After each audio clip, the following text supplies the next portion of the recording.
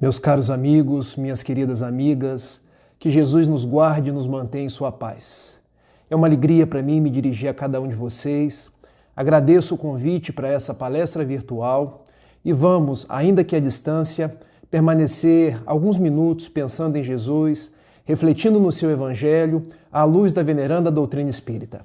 Para iniciarmos as nossas reflexões, eu vou ler uma pequena página, extraída do livro O Consolador, do benfeitor Emmanuel, na psicografia de Francisco Cândido Xavier. Quando em a questão 354, indaga-se ao benfeitor: poder-se-á definir o que é ter fé? E Emmanuel responde: ter fé é guardar no coração a luminosa certeza em Deus, certeza que ultrapassou o âmbito da crença religiosa, fazendo o coração repousar numa energia constante de realização divina da personalidade. Conseguir a fé é alcançar a possibilidade de não mais dizer eu creio, mas afirmar eu sei, com todos os valores da razão tocados pela luz do sentimento. Essa fé não pode estagnar em nenhuma circunstância da vida e sabe trabalhar sempre, intensificando a amplitude de sua iluminação, pela dor ou pela responsabilidade, pelo esforço e pelo dever cumprido. Traduzindo a certeza na assistência de Deus, ela exprime a confiança que sabe enfrentar todas as lutas e problemas, com a luz divina no coração, e significa a humildade redentora que edifica no íntimo do espírito a disposição sincera do discípulo, relativamente ao faça-se no escravo à vontade do Senhor. Vamos elevar os nossos corações numa prece a Jesus e aos benfeitores. Amigo e mestre Jesus, nossos benfeitores espirituais, nossos corações vos buscam nesse instante para apaziguar os nossos ânimos e para que a paz do alto possa refrigerar os nossos espíritos. Nós pedimos, abençoe os nossos lares, abençoe as nossas famílias, abençoe todas as vítimas do coronavírus, seus familiares, abençoe os profissionais de saúde e todos aqueles envolvidos nesta pandemia que hoje visita o mundo. Deixa-nos, Senhor, rogar por todos aqueles que nesse instante estão envolvidos neste vídeo, por todos aqueles que nos escutam e no mesmo diapasão vibram nesta fé enquanto certeza imorredora na sua providência divina.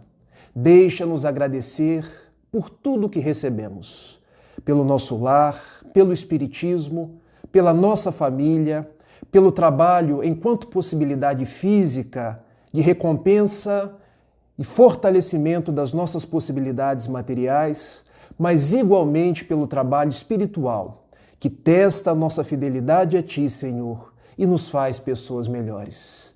Deixa-nos te pedir que nos ampare e nos ilumine na noite de hoje, para que nossas palavras possam ganhar os corações daqueles que nos ouvem como propostas de saúde, de alegria e de paz.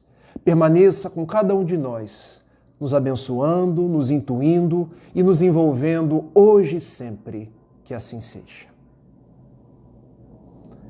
Bom, dando início à nossa conversa da noite, mais uma vez eu agradeço pela possibilidade de conversar com cada um de vocês, ainda que à distância.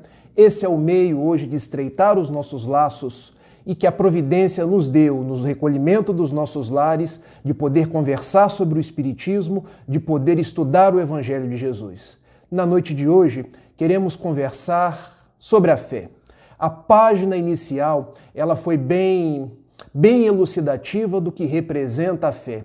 E eu quero trabalhar de uma forma didática, trabalhando a fé como os três Cs da fé.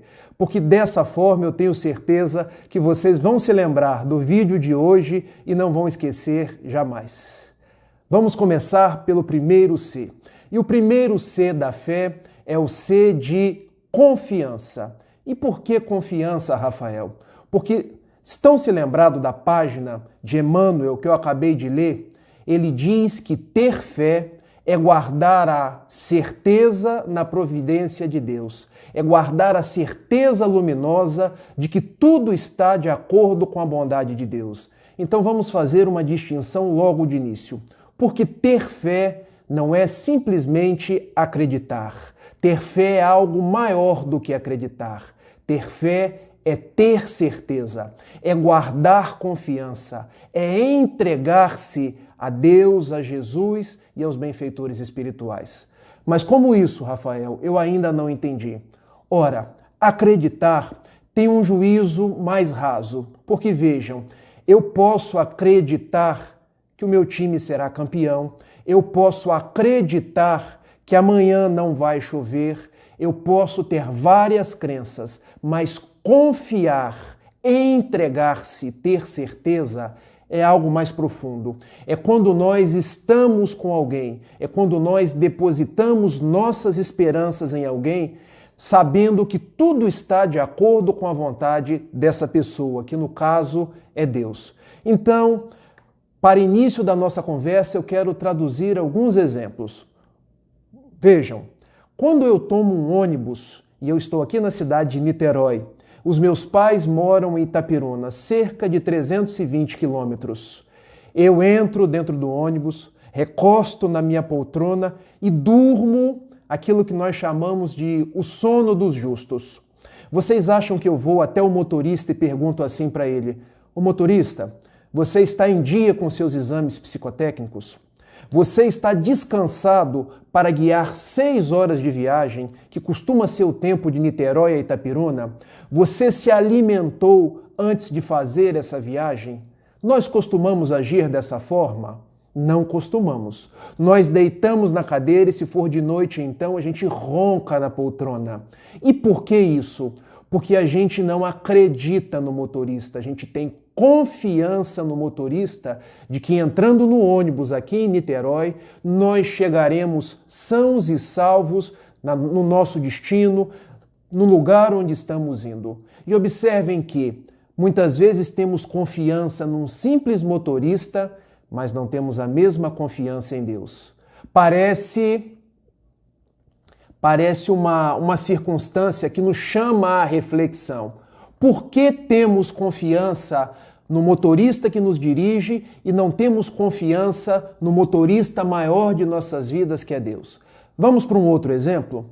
Quando vamos comprar o pãozinho na padaria de manhã, aquele pãozinho que a gente passa manteiga e toma com o café gostoso, nós vamos até o padeiro e perguntamos assim: "Ô padeiro, você por acaso não colocou bromato demais nesse pão? Você, sem querer, não propiciou que alguma espécie de substância venenosa, quando você estava trabalhando aí na padaria, caísse no pão e esse pão vai me fazer mal?" Não é assim que nós costumamos agir. Nós trazemos o pão para casa e, como se costuma dizer na minha cidade, nós lambemos o beiço, porque não tem nada melhor do que um cafezinho e um pão com manteiga. E observem que, às vezes, é um paradoxo, porque nós confiamos no padeiro, mas não confiamos em Deus. Desconfiamos quando uma pandemia, como a atual pandemia do coronavírus, nos visita, fazendo perguntas tais quais: será que tudo está conforme a vontade de Deus? Quando será que tudo isso vai acabar? Será que uma coisa ruim vai acontecer sobre a humanidade? Não, meus amigos. Eu digo que tudo está e permanecerá de acordo com a vontade de Deus. Tudo está sob o seu controle. Como diziam os antigos, os nossos antepassados, nossos pais, nossos avós, não cai uma única folha de uma árvore sem que seja da vontade de Deus, da vontade do Criador. O problema é que a nossa fé muitas vezes traduz-se no campo da crença, uma coisa mais superficial, uma coisa de tão somente acreditar, quando a nossa fé deveria estar no campo da certeza, conforme a proposição de Emmanuel, no campo da entrega, no campo da confiança. Porque o dia que a nossa fé for a efetiva confiança em Deus, nós saberemos que tudo que nos chega é para o nosso bem. Tudo que vem até nós é para o nosso crescimento. Essa pandemia que hoje nos visita é para que nós possamos nos recolher aos nossos lares, repensar as nossas vidas, ressignificar os nossos propósitos e seguir adiante. Aliás, é o que dizem os bons espíritos em a questão 737 do Livro dos Espíritos, quando Kardec indaga aos imortais. Porque Deus manda os flagelos destruidores à sociedade. E a resposta se dá de uma forma magistral e didática a cada um de nós quando eles respondem: para fazer a sociedade progredir mais depressa, para que os homens possam transformar-se mais depressa no seu sentido moral. Então observem, ter fé no primeiro C, dentre os 3 Cs que serão as nossas proposições da noite, é confiança, é guardar confiança em Deus, porque tudo está conforme o seu poder e a sua misericórdia. Me lembro de um dia em que o apóstolo mineiro Francisco Cândido Xavier resolve, diante de tantos problemas de sua vida, levar um pedido a Maria Santíssima. Mas como ele não se sentia assim no direito de levar esse pedido diretamente, ele resolveu utilizar-se de Emmanuel, que era o seu anjo de guarda, o seu espírito protetor, o seu guia. E conversando com Emmanuel, ele disse mais ou menos assim: Emmanuel, você sabe que eu gosto demais de você, não sabe, Emmanuel? E Emmanuel, já sabendo o que estava por detrás daquela conversa, redarguiu da seguinte forma: Chico, quando você vem com essa voz mineira, melosa, dizendo que gosta de mim, é que você vai me fazer algum pedido. Desembucha, homem, diz o que você quer. Ah, Emmanuel, você não sabe. Eu estou com um grande problema na minha vida e eu queria fazer um pedido a Maria Santíssima. Você leva esse pedido para mim? E Emmanuel, daquele jeito professoral, mas também brincalhão, responde a Chico Xavier: mas Chico, tanta gente para você pedir, tanto benfeitor que te aparece todos os dias, tantos espíritos que vêm comunicar-se contigo, e você, homem, vai fazer um pedido logo para Maria, mãe de Jesus? E Chico, você vai ou não vai levar o meu pedido? Pois muito bem, escreva aí num papelzinho que eu levarei o seu pedido para ela. E Chico tomou de um pequeno papel, anotou as suas dores e dificuldades e entregou a Emmanuel. E Emmanuel levou a Paulo, que levou a João Evangelista, que levou o pedido a Maria Santíssima. Passado algum tempo, quando Chico não esperava mais receber qualquer resposta à sua rogativa, Emmanuel lhe aparece e lhe diz: Chico, você é mesmo um grande Felizardo, porque Maria, a mãe de Jesus, respondeu à sua rogativa. Não me diga, Emmanuel, é mesmo? Respondeu. E Emmanuel anotou também num pequeno pedaço de papel qual era a resposta dela. E a resposta, quando Chico leu, ele recebeu num misto de alegria e ao mesmo tempo de atordoamento, porque a resposta era mais ou menos assim: isso também passa. Porque tudo na vida de cada um de nós é passageiro. Os nossos problemas, as nossas lágrimas, as nossas dificuldades, quando temos essa confiança em Deus, tudo é passageiro. Vem para o nosso bem, vem para o nosso aprendizado. O primeiro C da fé, então, meus amigos, e eu vou perguntar no final, C de confiança. E agora partimos para o segundo C da fé, que é o C de compreensão. E por que o C de compreensão? Porque tudo o que acontece na nossa vida se dá de acordo com 2 propostas: o nosso merecimento e a vontade de Deus. Porque se assim não fosse, todo mundo no mundo já tinha ganho na loteria, não é verdade? Quantos não querem ter mais dinheiro, não querem ter mais posses, não querem ter uma vida mais provida dos bens materiais? Mas será que isso é o melhor para a gente? Será que a prova da riqueza seria útil para perpassarmos os nossos dias na atual existência terrestre?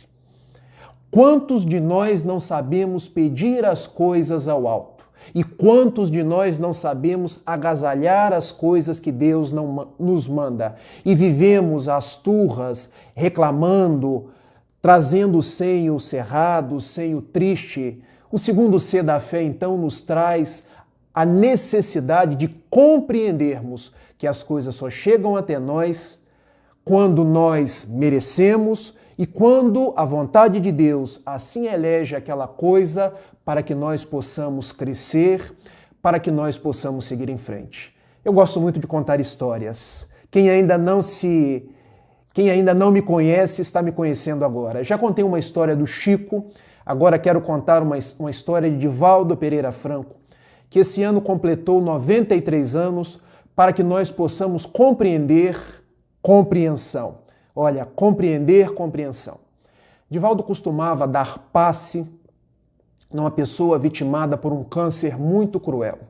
Era um câncer do sistema linfático e a pessoa, me permitam a expressão, ela ia morrendo célula a célula, já não tinha mais a sua interlocução com as pessoas que a visitavam e chegou num estado de deperecimento orgânico que aproximava-se aos olhos de todos a sua desencarnação. Certa tarde, Divaldo aproximou-se daquela pessoa, como costumeiramente para lhe aplicar o passe, e debruçando a mão por sobre a sua cabeça, sentiu-se aproximar o doutor Adolfo Bezerra de Menezes Cavalcante, que é o amigo dos pobres, que é o amigo dos necessitados, que é o amigo de cada um de nós. E aplicando os passes naquele enfermo, naquele irmão nosso de caminhada, doutor Bezerra disse a Divaldo: meu filho, nosso irmão vai ficar muito bem. Estamos contigo doando as melhores vibrações e os melhores fluidos a este companheiro. E Divaldo, quando sentiu a presença de Bezerra de Menezes, colocou a mão ainda com mais vigor e aplicou as melhores energias numa prece fervorosa, numa prece ardorosa. Terminada a oração, terminados os trabalhos do passe, aproximou-se a esposa daquele homem, já triste, temendo a sua desencarnação, e perguntou: Divaldo, como está o meu marido? E Divaldo respondeu: minha irmã, ele está muito bem. Eu vi o doutor Bezerra de Menezes, que se aproximou para os trabalhos da noite e disse que o seu marido vai ficar muito bem. Divaldo talvez não tenha entendido muito bem e falou com a esposa que ele ficaria muito bem, e a esposa entendeu que do dia para a noite o seu marido iria melhorar, iria sarar daquele câncer, iria curar e voltaria a ser o esposo de sempre. E Divaldo, conversando com aquela senhora, lhe disse: o doutor Bezerra disse que ele vai ficar bem. E a senhora alegrou-se, pensando que nas próximas horas, quiçá nos próximos dias, ela teria o seu marido de volta. E também esse foi o pensamento inicial de Divaldo. A esposa o convidou para que no dia seguinte, já que ele iria melhorar, retornasse para alguns comestíveis, algumas bebidas não alcoólicas, para confraternizar num culto do Evangelho no lar. E Divaldo, era um sábado, resolveu retornar. Quando aproximava-se, já no domingo à tarde, Divaldo viu que à porta da casa havia uma coroa de flores. Haviam pessoas chegando com aquelas roupas negras, como costumam ser os dias de luto. Pessoas chorando, e ele não entendeu nada. Mas como assim? Eu estive aqui ontem e Dr. Bezerra de Menezes me disse que o nosso irmão iria ficar bem. E chegando dentro de casa, tal foi a sua expectação, o seu susto, quando viu o homem deitado num caixão e do lado o velando a sua esposa. Divaldo aproxima-se e começa a querer tomar satisfação com o Dr. Bezerra de Menezes. Olha como nós somos, na condição de querer tomar satisfações com os guias. E Dr. Bezerra de Menezes apareceu. E Divaldo perguntou: mas doutor, você não disse que o nosso amigo iria ficar bem? Divaldo, ele está ótimo. Ele já não sofre mais do câncer que estava lancinando cada uma de suas células orgânicas. Ele está sob os nossos cuidados. Ele está ainda dormindo sob os cuidados da mãezinha e dos familiares que o precederam no lar de todos nós, que é o lar espiritual. Oremos, meu filho, e agradecemos a Deus, porque a morte não é esse fechamento de possibilidades que todos veem. A morte é tão somente um mudar de faixa psíquica, é um retorno à nossa casa verdadeira. Porque um dia, meu filho, vocês vão para o mundo terrestre para entretecer determinadas atividades, mas também um dia retornarão para o verdadeiro lar, que é o lar de todos nós. E o nosso irmão está aqui neste momento em paz, recuperado do câncer e ao lado dos seus. Divaldo, que não havia entendido, sorriu. E eis que a esposa do moribundo chega até ele com o dedo em riste. Eu não acredito na sua mediunidade. Você me disse que o meu marido iria ficar bem. Minha senhora, eu lhe peço desculpa. Foi um erro de interpretação meu, porque o doutor Bezerra de Menezes realmente disse que ele ficaria bem. E está muito bem. Está guardado pelo nosso Bezerra, por sua mãezinha e pelos seus familiares. E doutor Bezerra me pede nesse instante que acolha o seu coração e que te dê força para a continuidade das lutas na vida, que não lhe faltará o amparo e a proteção espiritual. E a senhora então entendeu que quando Bezerra falava que o seu marido ficaria bem, não disse que ele ficaria bem para retornar às atividades no mundo, mas que ele ficaria bem enquanto espírito imortal que todos nós somos. Daí, meus amigos, o ser de compreensão é o ser de que muitas vezes nós vamos adoecer, porque o nosso corpo é material. Temos células, temos tecidos que oxidam, que têm desajustes. Então a doença é um processo orgânico natural que nós podemos vencer, mas que estiver no nosso plano expiatório ou provacional passar por elas, nós teremos que enfrentá-las. Não que Deus tenha desgostado de nós ou tenha deixado de nos proteger, mas que a sua misericórdia nos proporciona essas dificuldades para que possamos crescer. O ser de confiança é o ser de entender que as vicissitudes, as dores e as dificuldades que vêm até nós é para o nosso bem. E que quando as pessoas desencarnam, e quantas estão desencarnando agora, vítimas da pandemia do coronavírus? E nós sabemos que quando um familiar nosso, que quando um amigo nosso desencarna, resta a saudade. Nós sentimos saudades uns dos outros, mas não podemos transformar essa dor-saudade numa dor-revolta, porque também nós um dia retornaremos para o verdadeiro lar e nós nos encontraremos com aqueles que são os nossos amores, que são os nossos queridos. Ter fé enquanto confiança, enquanto compreensão, é saber dessa realidade de cada um de nós e compreender a beleza do amor de Deus em todos os instantes. Já falamos então do primeiro C, que é o C confiança. Já falamos do segundo C, que é o C compreensão. E agora vamos para o terceiro C, sem o qual não conseguiremos exercitar e compreender a nossa fé, que é o C da caridade. Lembrando do apóstolo Tiago, quando na sua epístola, capítulo 2, versículo 16, versículo 26, corrigindo, nos diz assim: a fé sem obras, ela é morta. A fé sem atitudes no bem, ela não tem o seu justo valor. A própria palavra oração, ela é composta de duas palavras, podemos dividi-la em dois termos, or, de oração, e agere, de ação, porque devemos orar guardando a nossa fé, mas devemos transformar a nossa fé em atitudes, em gestos de solidariedade, em curvas de ternura para com aqueles que sofrem, para com aqueles que choram. Daí, ter fé sem obras, não entendemos o verdadeiro sentido da fé. E se já contei uma história de Chico Xavier, outra de Divaldo Franco, Eu agora quero contar uma história de José Raul Teixeira, quando ainda perambulava pelo Brasil e pelo mundo. Gente, falar 30, 40 minutos não é tarefa fácil. O relógio já correu aqui e eu, achando que eu teria que falar de uma forma mais escandida, estou vendo que já falei bastante, mas já vamos para as nossas conclusões.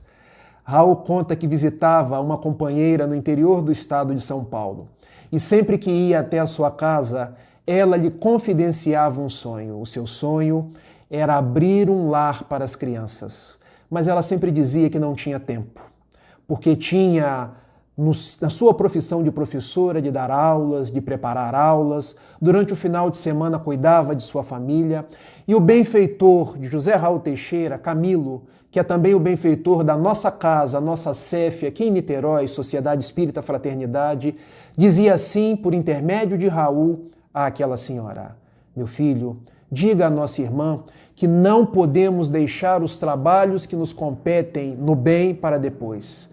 O nosso melhor tempo é hoje e agora. Nós temos 2 tickets, meu filho. O ticket da nossa encarnação, que sabemos o dia e o horário. O meu ticket da vinda da atual encarnação, 26 de maio de 1980. Tive a honra de completar 40 anos de existência, mas eu nem vocês sabemos a hora do nosso ticket de retorno. Pode ser amanhã, pode ser daqui a 10 ou outros 40 anos. Não estou agourando ninguém. Estou apenas apropriando da fala do Camilo para trazer aos nossos corações que devemos aproveitar o nosso tempo enquanto é hoje e agora para transformar a nossa fé em obras. E dizendo dessa forma àquela senhora, ela sempre retrucava Raul: mas eu não posso. São muitos os afazeres, são muitas as dificuldades. E todos os anos Raul a visitava e ela dizia dos seus sonhos de abrir um educandário para as crianças e ao mesmo tempo dizia que não tinha tempo. Numa das idas ao interior de São Paulo, ela aproxima-se de José Raul Teixeira, já bastante magra, já bastante esquálida, e diz assim: eu estou doente, Raul. Eu estou percebendo, minha irmã, o que se passa. Você sempre jovial, sempre bonita, agora abatida, agora no corpo que parece nem querer mais responder aos seus comandos. Eu tenho um câncer. Eu tenho um câncer do aparelho digestivo e o médico me deu poucos meses de vida. Mas eu, nesses poucos meses de vida, eu hei de realizar o meu sonho. E Raul pensou: teve a vida inteira e vai realizar agora quando deve tratar a sua dificuldade.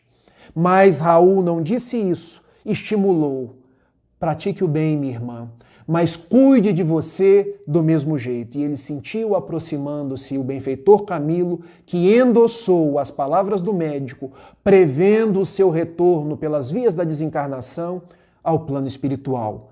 Da mesma forma, Raul não disse isso àquela senhora, mas continuou visitando aquele lugar como de costume anualmente. Passaram-se 2 anos e naquela visita, 2 anos depois, ele percebe que a senhora não tinha desencarnado nos 6 meses previstos pelo médico e endossado pelo benfeitor espiritual. Ela chega até Raul Teixeira e diz assim: Raul, quando você me viu magra, esquálida, quase consumida pelo câncer, eu naquele mesmo dia recolhi todos os meus haveres, juntei todos os meus familiares e realizei o meu sonho. Não podia abrir um lar para 100 crianças, nem para 200 crianças, mas recolhi 10, 15, que depois se transformaram em 20. Os meus familiares me ajudaram e hoje eu já tenho um pequeno lar que cuido de outras vidas. Sou útil à medida das minhas possibilidades. E eu fui percebendo, Raul, que a energia, a alegria de viver foram me tornando uma pessoa melhor, uma pessoa mais saudável, uma pessoa que foi vencendo o câncer. E eu quero te contar uma coisa. Os meus exames que diagnosticaram metástase quase pelo corpo todo começaram a diagnosticar que o quadro das metástases haviam diminuído. Eu tinha feito quimioterapia, radioterapia, quase não senti os enjoos e todos os dias estava trabalhando. E Raul, a última notícia que eu recebi do médico é que eu estou curada. E o próprio Raul, sem saber o que dizer, sentiu aproximar-se o benfeitor Camilo, que lhe disse assim: meu filho, ela iria desencarnar.